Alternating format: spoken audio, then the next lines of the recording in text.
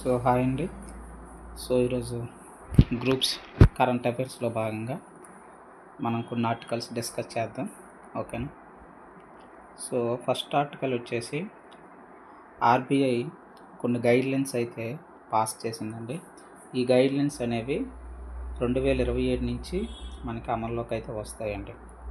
ఏటా గైడ్లైన్స్ అంటే మనకి రీసెంట్గా ఏంటంటే ప్రజలు అనేది చాలామంది డిజిటల్ అరెస్ట్కి అనేది గురవుతున్నారండి. డిజిటల్ అరెస్ట్ అంటే మనకు తెలుసు. సడన్గా కొంతమంది వ్యక్తులు కాల్ చేస్తారు. కాల్ చేసి మేము ఇలా బ్యాంక్ ఆఫీసర్లు లేదా సిబిఐ ఆఫీసర్లు లేదా ఎస్ఐ లేదా పై స్థాయిలో ఉండేటటువంటి డీజీపీ అని నమ్మబలికి వీడియో కాల్స్ అయితే చేసి వాళ్ళ దగ్గర నుంచి పెద్ద మొత్తంలో సొమ్ముని అనేది వాళ్ళ అకౌంట్లోకి జమ చేసుకుంటారండి. దాన్ని మనం డిజిటల్ అరెస్ట్ అనేది అంటాం. ఆ పాయింట్ ఆఫ్ వ్యూలో భాగంగా అలాగే కొత్తగా మనకి హ్యాకింగ్స్ అనేవి జరుగుతున్నాయి.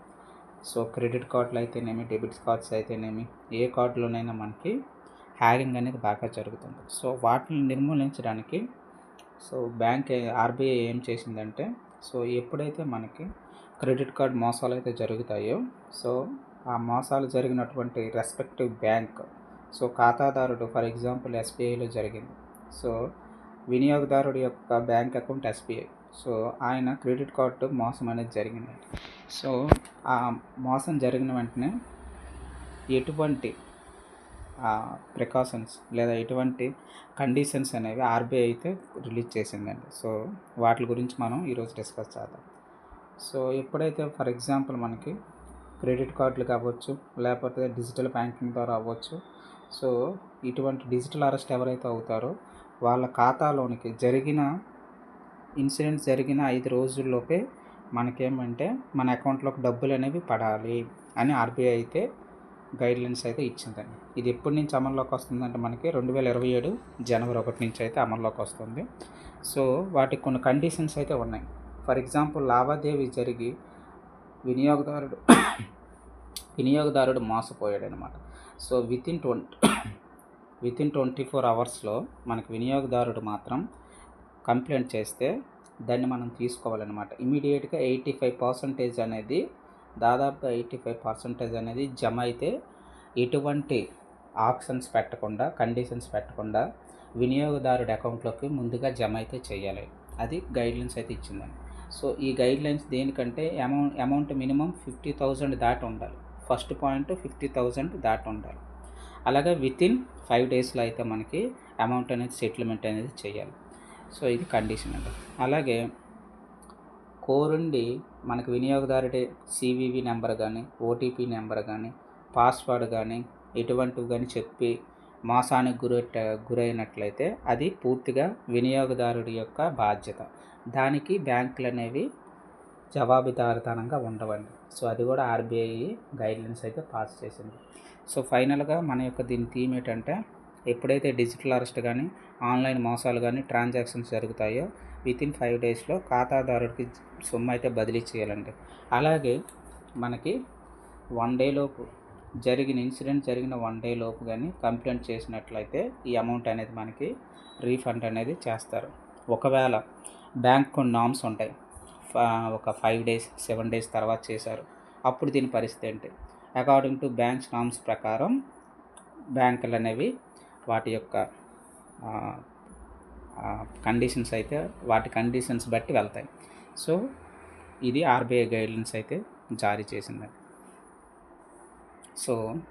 ముందుగా ఛానల్ అయితే సబ్స్క్రైబ్ చేసుకోండి. ఓకేనా. ఎవరైతే సబ్స్క్రైబ్ చేసుకున్నారో వాళ్ళకి ధన్యవాదాలండి. ఓకేనా. మంచి కంటెంట్ ఇవ్వడానికి ట్రై చేస్తాను. ఓకేనా. ముందుగా ఛానల్ అయితే సబ్స్క్రైబ్ చేసుకోండి. లైక్ చేయండి. ముందుగా ఒక లైక్ చేయండి. అప్పుడే మన వీడియోస్ అనేవి పెద్ద మొత్తంలో అందరికీ చేరువవుతాయండి. ఓకేనా. ముందుగా లైక్ చేయండి, ఒక లైక్ చేయండి. నెక్స్ట్ ఆర్టికల్ వచ్చేసి మనకి చాలా important. Prelims point of view as well as mains point of వ్యూలో కూడా ఇది మనకి చాలా ఇంపార్టెంట్ అండి. ఏంటంటే తిరుపతి, విశాఖలో పర్యాటకంగా మనకి వైభవం అయితే రాబోతుంది అనమాట. ఏంటి దీనంటే మనకు తెలుసు స్వదేశీ దర్శన్ స్వదేశీ దర్శన్ కేంద్ర ప్రభుత్వం ప్రవేశపెట్టినటువంటి పథకం అండి ఇది ఇప్పుడు 2.0 అయితే నడుస్తుంది, స్వదేశీ దర్శన్. సో ఈ పథకంలో భాగంగా మనకి ఇక్కడ challenge based destination development, so ఇది ఉప పథకం అనమాట. ఓకేనా, స్వదేశీ దర్శన్ 2.0లో మనకి ఇది ఉప పథకం, ఛాలెంజ్ బేస్డ్ డెస్టినేషన్ డెవలప్మెంట్. ఓకేనా, సో మన ఆంధ్రప్రదేశ్ ప్రభుత్వం కేంద్ర ప్రభుత్వానికి ప్రతిపాదనలు పంపింది అనమాట. సో 50 డెస్టినేషన్ పాయింట్స్, 50 పాయింట్స్ని వాళ్ళు తీసుకుంటారండి, ప్లేసెస్ని. సో అందులో మాది కూడా యాడ్ చేయండి, ఈ రెండింటిని కూడా అందులో భాగంగా డెవలప్ చేయండి అనేసి. సో ఒకవేళ దీనికి అనుమతిగా వచ్చినట్లయితే కేంద్ర ప్రభుత్వం ఏంటంటే 1000 కోట్లు కేటాయిస్తుంది అనమాట సమగ్ర గమ్యస్థానాలకు అభివృద్ధిగా. సో అలాగే ఇన్స్టాంటేనియస్గా ఈ పథకానికి రానున్న రోజుల్లో మనకి ఇమీడియట్గా 500 కోట్లు అయితే శాంక్షన్ అయితే అవుతుంది. ఓకేనా, సో ఆ పాయింట్లో మనం చూసుకుంటే తిరుపతి విశాఖపట్నం అనేది పర్యాటక వైభవంగా మారడానికి అవకాశం ఉంది. ఏ పథకంలో భాగంగా అంటే మనకి స్వదేశీ దర్శన్ ఛాలెంజ్డ్ బేస్డ్, అందులో ఉప పథకం ఇది ఛాలెంజ్డ్ బేస్డ్ డెస్టినేషన్ డెవలప్మెంట్ అనమాట. ఓకేనా, సో ఆ పాయింట్ ఆఫ్ వ్యూలో ఇది మనం చూసుకోవచ్చండి. అలాగే దానికి మరి ఇది కూడా ఉండాలి కదా, ప్లేస్ అయితే ఉండాలి కదా. సో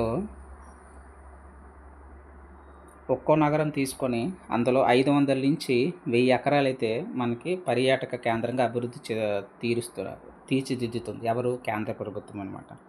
అయితే ఈ పథకం అనేది రానున్న రోజుల్లో 5 సంవత్సరాల్లో 500 కోట్ల చొప్పున దీనికి ఈ పథకాలకి ఎవరైతే సెలెక్ట్ అయ్యారో 50 ప్రాంతాలు, 50 నుంచి 100 ప్రాంతాలు, తర్వాత దీన్ని ఎక్స్టెండ్ చేస్తారండి. సో ఈ ప్రాంతాల్లో మా రెండింటిని కూడా యాడ్ చేయండి అని పంపించింది అనమాట. ఆంధ్రప్రదేశ్ ప్రభుత్వం ప్రతిపాదన పంపించింది, దానికి సానుకూలంగానే స్పందించారు అనేసి మనకి ఇన్ఫర్మేషన్ అయితే వచ్చింది. సో అందులో భాగంగా మనకి ఇక్కడ చదువుకోవాల్సింది ఏంటంటే ఇది ఎకో టూరిజం కిందకి వెళ్ళిపోతుంది ఏపీ జాగ్రఫీ పాయింట్ ఆఫ్ వ్యూలో చూసుకుంటే. అలాగే మనకి స్వదేశీ దర్శన్ అందులో భాగంగానే ఈ పథకం అనేది అమలవుతుంది. ఇటు 2 పాయింట్స్ మనం ఇక్కడ గుర్తుంచుకోవాలి. సో నెక్స్ట్ ఆర్టికల్ చూసుకుంటే కేంద్ర సంస్థ అనేది స్పష్టమైతే చేసిందండి, వాహన బీమాకు ఎటువంటి ఇబ్బంది లేదు. దేనికి, E20 ఇంధనంతో మనకి ఎటువంటి ఇబ్బంది లేదు అనేసి.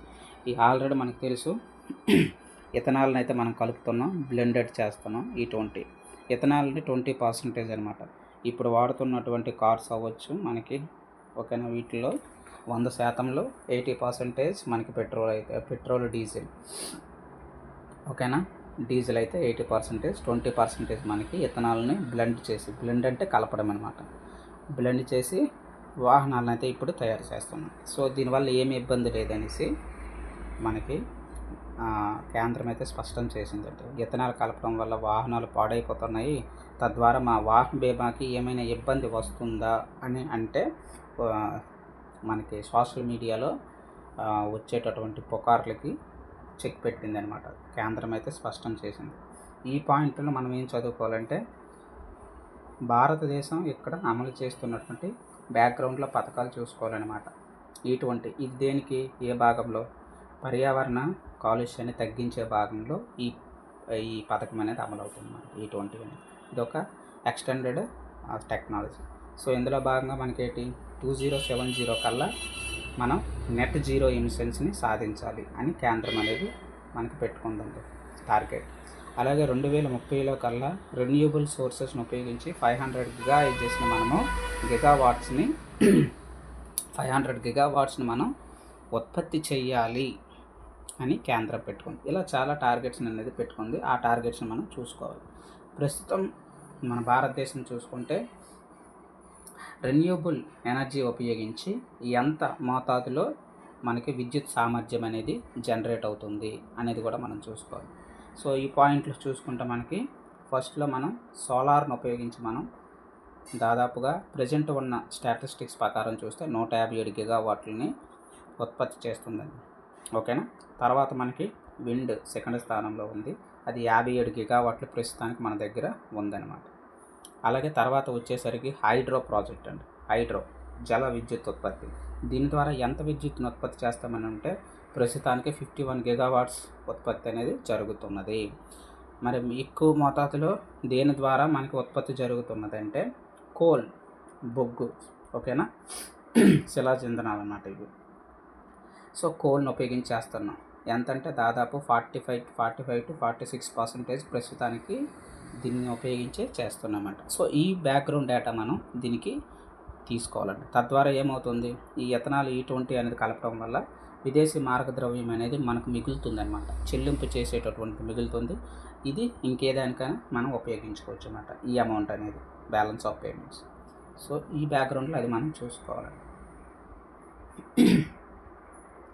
నెక్స్ట్ ఆర్టికల్ చూసుకుంటుంటే మనకి ఇక్కడ అంతర్వేదిలో గుర్రపు ఆకారంలో ఉండేటటువంటి ఒక జీవి అయితే మనకి కనిపించిందండి. సీ హార్స్, సముద్రపు గుర్రం, ఓకేనా. ఎక్కడ అంటే డాక్టర్ బిఆర్ అంబేద్కర్ కోనసీమ జిల్లాలో, ఓకేనా, అంతర్వేది పల్లిపాలెంలో మినీ షిప్పింగ్ హార్బర్లో ఇది ఈ సముద్రం సీ హార్స్ అంటామన్నమాట, సముద్రపు గుర్రము అనేసి, ఓకేనా. ఇదైతే కనిపించింది. వెంటనే అటవీ అధికారులు ఎలక్ట్ అయ్యి దాన్ని వాళ్ళ నుంచి విడిపించి అధికారులు అనేది చేశారనమాట, అధికారులు పని చేశారు.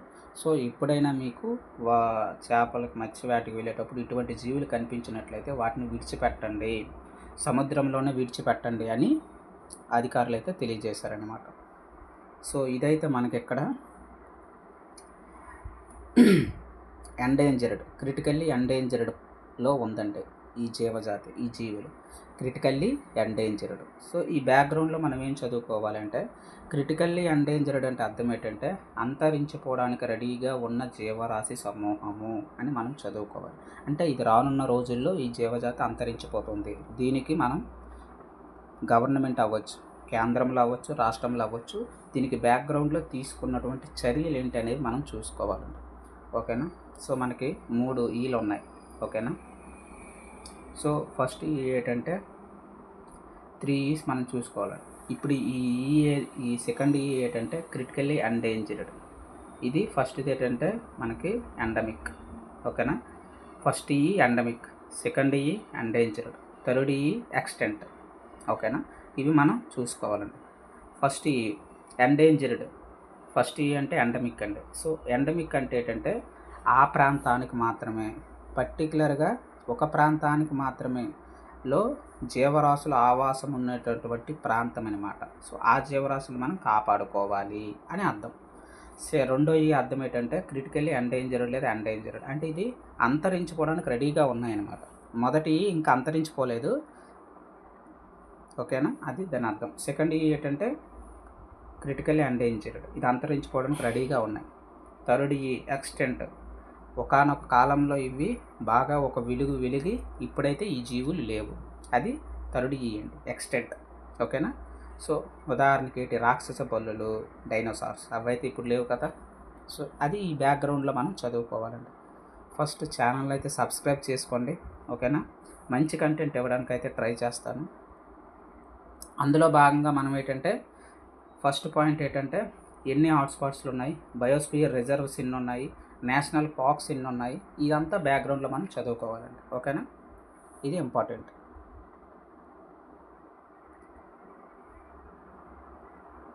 నాయకత్వ సంక్షోభంలో బ్రిటన్, ఇది ఇంపార్టెంట్ ఆర్టికల్.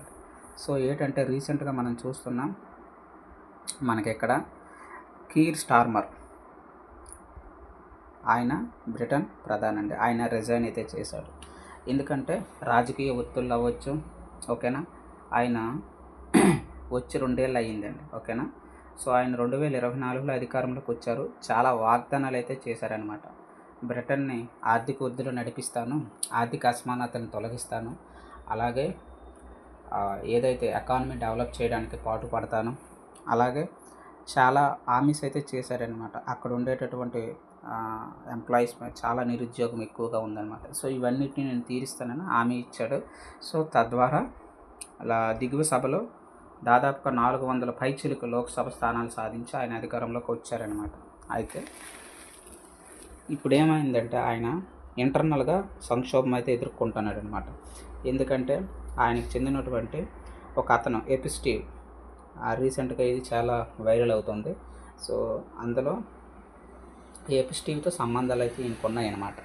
ఏంటి అటువంటి ఆయన్ని మనకి అమెరికా రాయబారిగా నియమిస్తున్నాడనమాట. ఈ నియామకం అనేది ఆ పార్టీలో వాళ్ళకి నచ్చలేదు. సో ఈయన రిజైన్ అయితే చేయడానికి అవకాశం అయింది. సో రిజైన్ చేశాడనమాట. సో ఆ కోణంలో ఇక్కడ మనం ఏం చూడాలంటే, మళ్ళీ ఇప్పుడు ఏంటంటే యూరోపియన్ యూనియన్లోకి వెళ్తే బాగుంటుంది, మనం అనవసరంగా వచ్చేసాము, బ్రెగ్జిట్, ఓకేనా, బ్రిటన్ అనేది ఎగ్జిట్ అయిపోయింది. ఎక్కడి నుంచి? యూరోపియన్ యూనియన్ నుంచి. సో మనం మళ్ళీ యూరోపియన్ యూనియన్కి వెళ్తే మన ఆర్థిక వ్యవస్థ గాడిలోకి వస్తుంది అని 10 సంవత్సరాల క్రితమే మనకి డేవిడ్ క్యామరూన్, అప్పుడు ఉండేటటువంటి ప్రధానమంత్రి, చెప్పాడండి. ఓకేనా. సో ఇక్కడ ఏంటంటే మనకి ప్రధానమంత్రి కదా కీర్ స్టార్మర్. సో మన ప్రధానికి వాళ్ళ ప్రధానికి అంటే రాజ్యాంగ పరంగా కొంచెం తేడాలు ఉన్నాయి. సో వాళ్ళ ప్రధాని ఏంటంటే దిగువ సభలో, ఓకేనా, దిగువ సభలో కంపల్సరీగా సభ్యుడై ఉండాలండి ప్రధాని అవ్వాలంటే. అదే మన ప్రధాని అనుకోండి, దిగువ సభ లేదా ఎగువ సభ అంటే లోక్సభలో కానీ రాజ్యసభలో కానీ ఈ 2 సభల్లో సభ్యుడైనా పర్వాలేదు, అలాగే ఈ 2 సభల్లో సభ్యుడు కాకపోయినా పర్వాలేదు, ప్రధాని అయితే అవ్వచ్చు మన భారతదేశం యొక్క రాజ్యాంగం ప్రకారం. అలాగే మన భారతదేశ రాజ్యాంగ ప్రకారం 6 నెలల లోపు ఒకవేళ ఈయన 2 నెలలు ఈ 2 సభల్లో కానీ ఈయనకి సభ్యత్వం లేకపోతే 6 నెలల్లోపే సభ్యత్వం అనేది పొందాలి. ఓకేనా. లేకపోతే ఆయన ప్రధాని పదవి ఉండదన్నమాట. అది ఇక్కడ ఉండేటటువంటి డిఫరెన్స్ ఎవరెవరికి బ్రిటన్కి అలాగే ఇండియాకి ఉన్న ప్రధానంలో డిఫరెన్స్ అనమాట. బ్రిటన్ ప్రధాని అవ్వాలంటే పక్కాగా మనకి లోక్సభలో మెంబర్ అయ్యే ఉండాలండి. ఇంకే సభలో మెంబర్ అయినా ప్రధాని అవ్వడానికి అవకాశం లేదు. అది ఒక్క మెయిన్ పాయింట్. ఓకేనా. సో ఛానల్ని ముందుగా అయితే సబ్స్క్రైబ్ చేసుకోండి. డైరెక్ట్ గన్ పాయింట్స్ మాత్రమే మనం చెప్తాం విత్ రెస్పెక్ట్ టు గ్రూప్స్. ఓకేనా. విత్ రెస్పెక్ట్ టు గ్రూప్స్ మెయిన్గా మనం ఫోకస్ చేసేది గ్రూప్ 2 అండి. ఓకేనా. సో మ్యాక్సిమం 100+ మార్క్స్ మన టార్గెట్ అండి. సో పక్కాగా మనం రీచ్ అవ్వడానికి ఇది అవకాశం అయితే ఉందండి. సో ఆ వేలో మన ఎక్స్ప్లెనేషన్ ఉంటుంది. సరేనా. సో నెక్స్ట్ పాయింట్ తీసుకున్నట్లయితే మనకి, సో ఇదేంటంటే ఎంఎస్ఎంఈస్ గురించి అండి. మంచి ఆర్టికల్, గ్రూప్ 1 పాయింట్ ఆఫ్ వ్యూలో ఇది ఉపయోగపడుతుంది ఎస్ఐకి. సో ప్రశ్న అనేది ఇలా రావడానికి మనకు అవకాశం ఉంటుందన్నమాట. భారతదేశంలో ప్రస్తుతం ఎదుర్కొన్నటువంటి ఎంఎస్ఎంఈ సూక్ష్మ చిన్న మధ్యతరహా పరిశ్రమల గురించి వివరించండి అని అంటారనమాట. వాటి యొక్క సమస్యల గురించి వివరించండి, లేదా ఎగ్జామిన్, లేదా బ్రీఫ్లీ ఎక్స్ప్లెయిన్ అలా అడుగుతాడనమాట. ఆ కోణంలో మనం దీన్ని చూడొచ్చు. అలాగే గ్రూప్ 2 పాయింట్ ఆఫ్ వ్యూలో కూడా ఒక బిట్ మనం ఇక్కడ చూడొచ్చు. ఆ బిట్ అనేది ఏదైంది మనం ఇక్కడ డిస్కస్ చేద్దాం. ఓకేనా. సో ఫస్ట్ ఈ పాయింట్ వచ్చేసరికి ఎంఎస్ఎంఈలు అండి. సో ఈ ఎంఎస్ఎంఈల యొక్క పాత్ర ఏంటంటే, మన భారతదేశానికి 100% వస్తుందంటే, 100 రూపాయలు వస్తుందంటే అందులో 30 రూపాయలు ఈ ఎంఎస్ఎంఈ రంగం నుంచే మనకు వస్తుందండి. ఓకేనా. సో వచ్చిన దీనికి చాలా ప్రాబ్లమ్స్ అయితే ఉన్నాయండి. ఏటే ప్రాబ్లమ్స్ అంటే మనకి ఫస్ట్ పాయింట్ ఏంటంటే రుణ సమస్య. సో ఈ ఏవైతే ఈ కంపెనీస్ ఉన్నాయో వీటన్నిటికీ రుణ సమస్యలు ఉన్నాయన్నమాట. సో ఏదైనా క్లెయిమ్స్లో మనకి ఆన్లైన్ ట్రాన్సాక్షన్ చేసేటప్పుడు మనకి ఈ క్లెయిమ్స్లో ఏంటంటే చాలా పోగిపోయాయి అన్నమాట. అంటే చాలా ఎక్కువ అయిపోయాయి ఏవి, ఈ బకాయిల చెల్లింపుల విషయంలో. సో దాదాపు మనకి 2.4 లక్షల కంటే ఎక్కువ క్లెయిమ్స్ అనేవి ఇంకా ఉన్నాయండి, ఇంకా సాల్వ్ అవ్వలేదు. సో వీటికి ఏంటంటే మనకి పరిష్కారం ఎలా అంటే, మనకు ఒక వ్యవస్థను ఏర్పాటు చేసుకోవాలి. అదే app, online app portal. Group 2 bit రావడానికి అవకాశం ఉంటుంది. ఏంటా యాప్, ఏంటా పోర్టల్ అంటే మనకి ఇక్కడ చూసుకుంటే చాలా ఇంపార్టెంట్ అండి ఆ పోర్టల్ అనేది మనకి ఇక్కడ. సో ఆ పోర్టల్ ఏంటంటే ఇక్కడ చూడండి, చాలా ఇంపార్టెంట్ మనకి. ఆన్లైన్ వివాదాల పరిష్కార సంస్థ, ఓడిఆర్. ఓకేనా. ఇది ఇంపార్టెంట్ అండి. ఎందుకంటే ఇది న్యాయ వ్యవస్థల యొక్క జోక్యాన్ని తగ్గిస్తుంది, అలాగే మధ్యవర్తిత్వాన్ని పెంచుతుంది అనమాట. ఈ సంస్థ ద్వారా, ఓడిఆర్ ద్వారా మనకి ఏమవుతుందంటే, ఈ సంస్థ ద్వారా ఈ యాప్లో కానీ మనం రిజిస్ట్రేషన్ చేసుకున్నట్లయితే ఆ క్లెయిమ్ అనేది ఈజీగా సాల్వ్ అవుతుంది. సో ఇటువంటి వ్యవస్థలను ప్రవేశపెట్టి ఎంఎస్ఎంఈలకి ఊతం అనేది మనం ఇవ్వాలన్నమాట. సో అందులో భాగంగానే ఈ యొక్క ఆర్టికల్ అనేది ఇచ్చారనమాట. సో అలాగే ఎందుకు ఈ అవసరం అంటే, ప్రైవేటు భాగస్వామ్యంతో చాలా ప్రయోజనాలు ఉన్నాయి. ఒకవేళ మనం దీన్ని కోర్టుకి వెళ్ళామంటే చాలా కాలయాపన జరిగి ఆ క్లైమ్స్ అనేవి రేషియో అనేది ఇంకా ఎక్కువైపోతుంది అనమాట. సెటిల్మెంట్ అనేది అవ్వదు, ఎక్కువగా పోగుపడడానికి అవకాశం ఉందన్నమాట. అందుకే ఆన్లైన్ వివాదాల పరిష్కార సంస్థ ఓడిఆర్ ఇది కానీ మనం తెచ్చినట్లయితే ఆటోమేటిక్గా ఈ చిన్న తరహా పరిశ్రమలకి చాలా తక్కువ వేగంగా అందుబాటులో ఇది ఉంటుందండి ఈ వ్యవస్థ. ఎందుకంటే ఫర్ ఎగ్జాంపుల్ డైరెక్ట్గా సెంట్రల్ నోడల్ సంస్థతో ఇవి మనకేంటంటే ఏకీభవించలేవు అనమాట. అదే మనకు అందుబాటులో ఒక యాప్ని తీసుకొచ్చి ఆ యాప్ పోర్టల్ ఓడిఆర్ని కానీ మనం ఆన్లైన్ పరిష్కారం అనేది ఈజీగా జరుగుతుందన్నమాట. వెంటనే వీళ్ళు అందుబాటులో ఉంటుంది ఈ ఆన్లైన్ ప్లాట్ఫామ్. సో ఆటోమేటిక్గా ఏంటంటే సాంకేతికత అవ్వచ్చు, క్లైమ్ రేషియో అవ్వచ్చు, అలాగే డిజిటల్ ఇండియాలో భాగంగా ఇది ఉపయోగపడుతుంది. తద్వారా మనకి భారతదేశం యొక్క ఎంఎస్ఎంఈ యొక్క పాత్ర అనేది ఇంక్రీజ్ అవ్వడానికి అవకాశం ఉంది. అది ఈ ఆర్టికల్ యొక్క మనకి సారాంశం అండి. సో ఫైనల్గా గ్రూప్ 2 ఇక్కడ పెట్టేటంటే ఓడిఆర్ అనేది ఏంటి, ఇటీవల వార్తల్లో ఉన్నది ఆన్లైన్ వివాదాల పరిష్కార సంస్థ. దేనికి సంబంధించినది అని అడుగుతాడండి. ఎంఎస్ఎంఈ సెక్టార్కి, సూక్ష్మ చిన్న మధ్య తరహా పరిశ్రమల యొక్క సంబంధించినటువంటిది సంస్థ. చాలా ఇంపార్టెంట్ అండి. ఓకేనా, ముందుగా ఛానల్ అయితే సబ్స్క్రైబ్ చేసుకోండి. ఓకేనా, మంచి కంటెంట్ ఇవ్వడానికి ట్రై చేస్తాను. సో నెక్స్ట్ ఆర్టికల్ మనకు వచ్చేసి ఈరోజు ఏంటంటే తుంగభద్ర. ఓకేనా, ఈ తుంగభద్ర నది దగ్గర ముగ్గురు సీఎంలు అయితే ఇక్కడ మీట్ అవుతున్నారండి. ఆ ముగ్గురు సీఎంలు ఎవరయ్యా అంటే మనకి ఈ తుంగభద్ర అనేది ఎవరెవరికి ఆనుకుని ఉందంటే తెలంగాణకు అవకాశం ఉంది, ఆనుకుని ఉంది ఇక్కడ. అలాగే మనకి కర్ణాటకకు కూడా ఉంది, ఆంధ్రప్రదేశ్కి ఉంది. సో ఈ 3 యొక్క రాష్ట్రాల సీఎంలు అలాగే కేంద్ర జలశక్తి మంత్రి ఈ నలుగురు కలిసి ఇక్కడికి వచ్చి ఈ ఆనకట్టను అయితే ప్రారంభిస్తున్నారండి. ఈ ఆనకట్టను ఎందుకు ప్రారంభిస్తున్నారంటే ఇక్కడ ఇది మనకు తుంగభద్ర నది అనుకుంటే, సో ఇక్కడ గేట్లు అయితే కట్టారండి. దాదాపు 33 గేట్లు అయితే పెట్టారు. ఓకేనా, సో ఈ 33 గేట్లు ఏమయ్యాయంటే మనకి ఇక్కడ బాగా డ్యామేజ్ అయిపోయాయి అన్నమాట. ఓకేనా, వాటిని రీప్లేస్ చేశారనమాట. రీప్లేస్ చేసి సో మరమ్మతులు చేసి కొత్తగా ఇప్పుడు ప్రారంభిస్తున్నారనమాట. ఓకేనా, సో ఆ పాయింట్లో మనం ఇక్కడ ఏం చూసుకోవాలంటే జాగ్రఫీ పాయింట్ ఆఫ్ వ్యూలో, ఏపీ జాగ్రఫీ పాయింట్ ఆఫ్ వ్యూలో ఇది వస్తుంది. ఓకేనా, సో తుంగభద్ర డ్యామ్ అనేది ప్రారంభం అయితే ఇప్పుడు మనకి జరుగుతుంది. సో నెక్స్ట్ మనం చూసుకున్నట్లయితే ఓకేనా, ఇది మనకి ఏమవుతుందంటే ఇండియన్ జాగ్రఫీలోకి వెళ్ళిపోతుంది. దేనికి సంబంధించిందంటే కేరళలో వృద్ధుల సంఖ్య అనేది పెరిగిందండి. సో నార్మల్గా ఏం చేస్తామంటే వృద్ధులకు మనం అంతగా పట్టించుకోం. సో కేరళ అనేది ఏం చేస్తుందంటే వయసు అయిన వాళ్ళకు కూడా ఇక్కడ కొన్ని పథకాలు ప్రవేశపెట్టింది. అలాగే వాళ్ళకి ఏ విధంగా మనం సహాయం చేయగలం ప్రభుత్వం తరపు నుంచి అని ఒక స్కిల్ సెంటర్ పెట్టింది.